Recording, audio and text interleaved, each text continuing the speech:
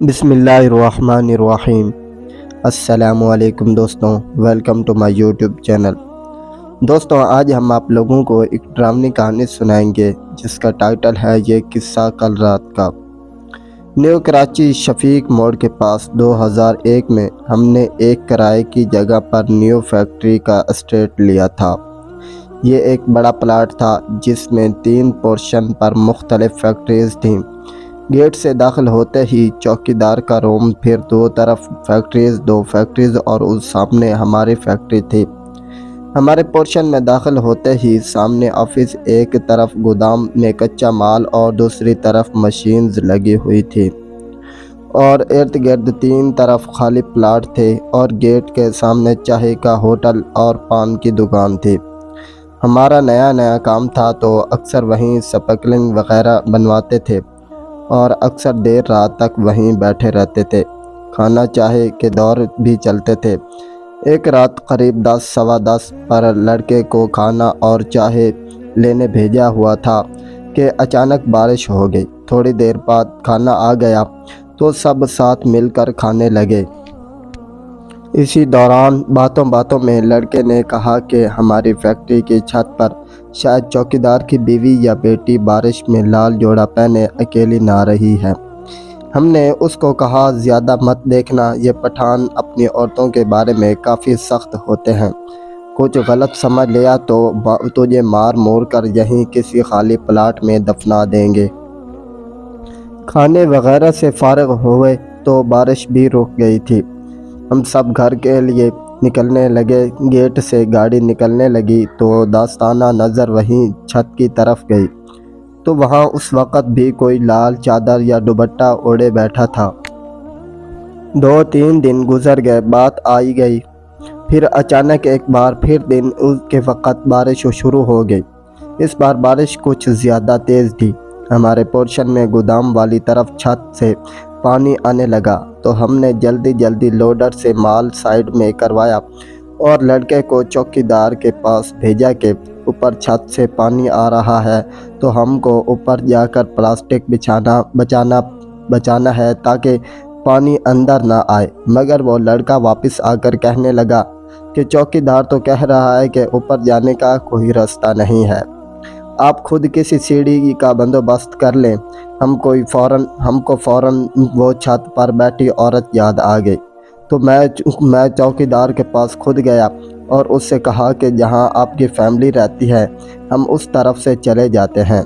چوکیدار پریشان ہو کر کہنے لگا ہماری تو فیملی گاؤں میں ہے، چھت پر کوئی نہیں رہتا، نہ ہی کوئی راستہ ہے، تو عورت کہاں سے آ گئی؟ چوکیدار نے جب بتایا کہ اوپر چھت کا راستہ نہیں اور کوئی نہیں رہتا بھی، وہ سن کر خوف زدہ ہوئے تو مگر بارش کا پانی چھت سے آ رہا تھا، اس کو روکنا بھی تھا، تو برابر پورشن والوں سے سیڑھی لے کر لڑکوں کو بھیجا کہ چھت پر خیال سے جا کر پلاسٹک شیٹ بچاؤ، اور وہ اوپر گئے اور واپس آ کر بتایا کہ چھت پر کچھ کچرا تھا جس سے پانی جمع ہو کر نیچے فیکٹری میں آ رہا تھا۔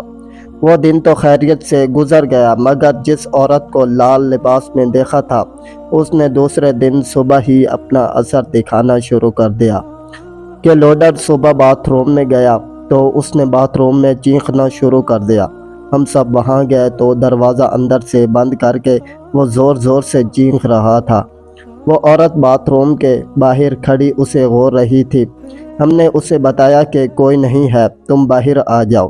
اس نے باہر آ کر بتایا کہ دروازہ بند ہونے کے باوجود اسے محسوس ہوا کہ بلکہ اسے نظر آیا کہ وہ عورت اسے دیکھ رہی ہے۔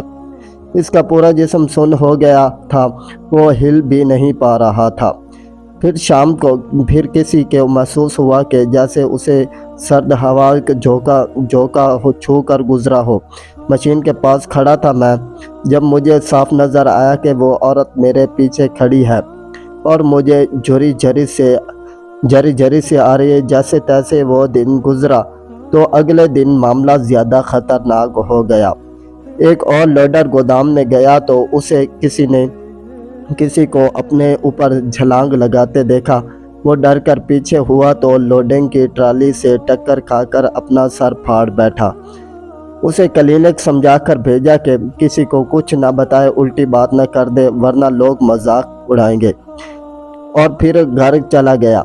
अब मामला ज़्यादा ख़राब था तो हमने भी फैक्ट्री बंद की और जिस ब्रोकर से ये जगह ली थी उसे उसके ऑफिस पहुंच गए। उससे सारा किस्सा सुनाया कि अब यहाँ काम करना मुश्किल है, मशीन्स वगैरह कहीं और शिफ्टिंग करना आसान तो नहीं था और ख़र्चा भी बहुत ज़्यादा था। ब्रोकर ने तवक्को करके बरक्स से बात की तवज्जो सुनी और कहा कि मुझे इस बारे में कुछ मालूम है, मगर कभी किसी पर ऐसा हमला वगैरह नहीं हुआ। हमने उससे सबा ही समीना के करीब एक और जगह की बात की। फिर उसने उस लड़की के भूत या रूह की कहानी जो उसने 4-5 साल कबल सुनी थी वो बताई कि हमारे फैक्ट्री के प्लाट के पीछे खाली प्लाट में कुछ लोग शाम के वक्त ट्रकों से स्मगल शुदा माल और शराब वगैरह कारों में भरकर मुंतकिल करते थे कि एक रोज़ उस प्लाट के सामने कच्ची आबादी से एक लड़का जिसकी 2 रोज़ बाद शादी थी, वो अपने दोस्त के साथ हजाम के पास बाल बनवाने निकला तो उन गाड़ियों में से किसी एक कार ने उसे टक्कर मार दी।